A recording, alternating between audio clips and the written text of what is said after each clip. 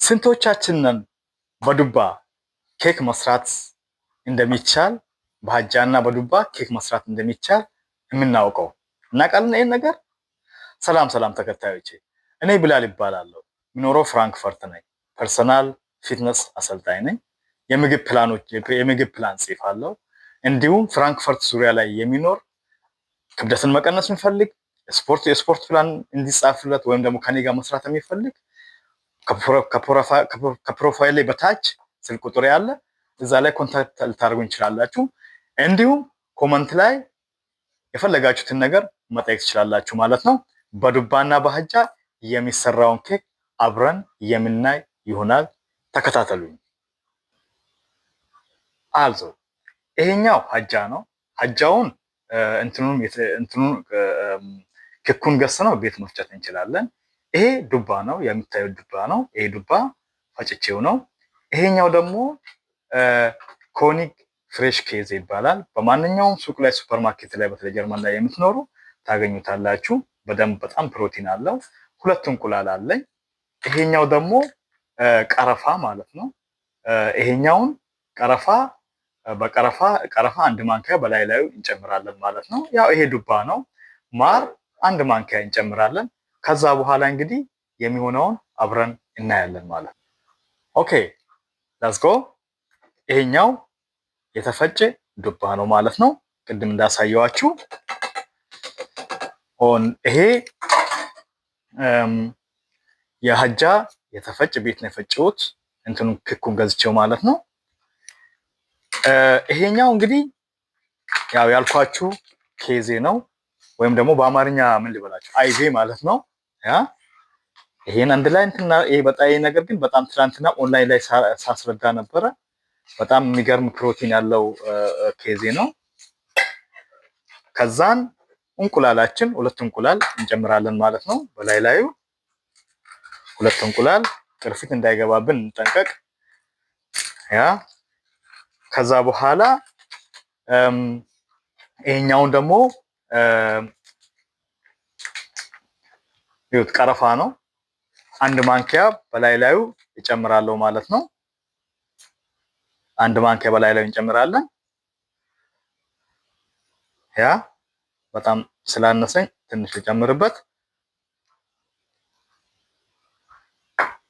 ያቦል ከዛም በኋላ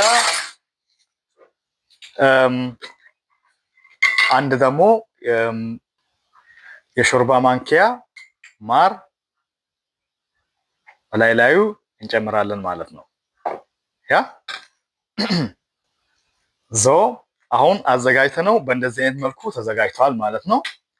እንደዚህ ክሬማማ አድርገን እንፈጨዋለን ማለት ነው በመፍጫ።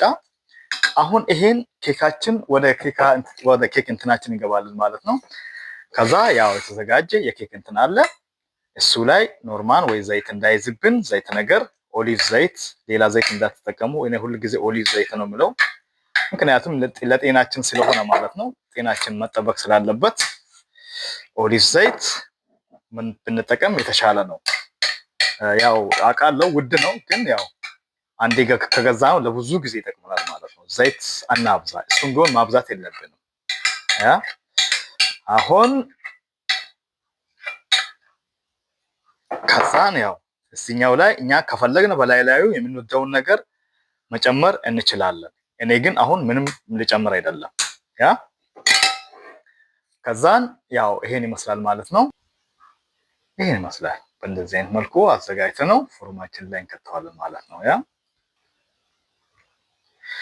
ያው ፎርማችን ጊሏል። ለ15 ደቂቃ ለ20 ደቂቃ ከጋለ ይሄ በቂው ነው ማለት ነው። አሁን በዚህ በተዘጋጀው እንትን ያው ፕሮቲን በዚህ ነው የምናገኘው። እኔ ብዙ ጊዜ ፕሮቲን ምንለው በዚህ በጥራጥሬ በዚህ አሁን በዚህኛው ያለው በዚህ በሙሉ ማለት ነው። ለምሳሌ ሁለቴ ነው የምመገበው። በሙሉ ከ60 እስከ 70 ፕሮቲን አለው። ሁለቴ ለአንድ ጊዜ ላይ ሲመገብ ወደ 30 ምናምን ፕሮቲን አገኛለሁ።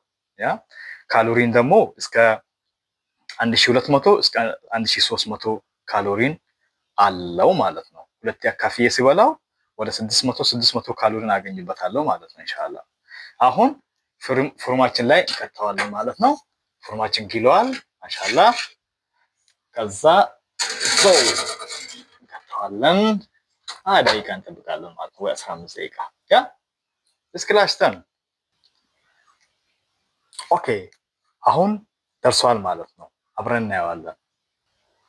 ሶ እስቲ ደርሷል ማለት ነው። ያ ይሄን ይመስላል ማለት ነው። ከፈለግን እኛ እዚህ በላይ ላዩን ማለት ነው የፈለግነውን ክሬም ከፈለግን ቸኮሌት ከፈለግን ቫኒሊያ ያው ጤናማ የሆነ መሆን አለበት። ቸኮሌት ስላችሁ ደግሞ ተፈጥሯዊ የሆነ ካካው አለ። ካካው አቅልጠን ወይም ደግሞ ዱቄቱን እንትን አድርገን እዚህ ላይ ቀብተን የፈለግነውን ክሬም መመገብ እንችላለን። እኔ ግን ምንም አልጠቀምም እንደዚሁ ራሱ ስለሚጣፍጥ። ይሄ የዱባና የሀጃ ኬክ ነው። በጣም ምርጥ ኬክ ማለት ነው። በዚህ አይነት መልኩ ማዘጋጀት ይቻላል ማለት ነው። ያ እስኪ አሁን እንቁረጠው። ብስሚላህ በጣም ትኩስ ነው። መቀዝቀዝ ነበረበት ግን ያው ሰዓት ስለሌለኝ እስኪቀዘቅዝ ድረስ ሰዓት የለኝም። ያችሁት በዚህ አይነት መልኩ እንደዚህ አብስለን ኬካችን በሚያምር እንትን ማዘጋጀት እንችላለን ማለት ነው። የዱባ ኬክ ነው ይሄ። በእንደዚህ አይነት መልኩ ማዘጋጀት እንችላለን ማለት ነው። እና አልዞ ይሄን ይመስላል ማለት ነው። ኬኩ በጣም ቆንጆ ነው እንዳልኳችሁ። ያው ውስጡ ላይ አሁን ለሁለት ጊዜ የምመገበው የሁለት ጊዜ እንትን ነው እንትን ያደረኩት የምግብ ሁለት ጊዜ የምመገበው ምግብ ነው እንትን ያደረኩት ኬክ የሰራሁት ማለት ነው። ወደ ለሁለት ጊዜ የምመገበው ኬክ ነው። ወደ ከ60 እስከ 70 ፕሮቲን አለው። ከእንትን ደግሞ ከመቶ ከ1200 ከ1100 እስከ 1200 ካሎሪን ውስጡ ላይ ያለው። ካርቦሃይድራት ደግሞ ከ900 እስከ 1000 ካርቦሃይድራት አለው። ደግሞ ፋት ደግሞ ያለው በጣም ትንሽ ነው ያለው ከ25 እስከ 30 ፋት ነው ያለው ማለት ሁለት የሚገባው እንትን ጤናማ የሆነ ፋት ነው። እና እንደዚህ አድርጋችሁ ለቤታችሁ ለልጆቻችሁ እንደዚህ አድርጋችሁ ማዘጋጀት ይችላልላችሁ ማለት ነው። እወዳችኋለሁ። የዱባ ኬክ እና በእንትን በሀጃ የሚሰራ ኬክ በእንደዚህ መልኩ አሳይቻችኋለሁ። እንግዲህ እንደዚህ እያደረጋችሁ ቤታችሁ ላይ መመገብ ለልጆቻችሁ ለራሳችሁ ኬክን ማዘጋጀት ይችላልላችሁ ማለት ነው። የፈለጋችሁት ኬክ፣ አይስክሬም፣ እንደዚህ ምግቦችን ፕሮቲን አለ የፕሮቲን አይነቶችን የምትፈልጉ ነገር ከሆነ ኮሜንት ላይ ጻፉልኝ። በተረፈ እወዳችኋለሁ። መልካም ቀን ይሁንላችሁ።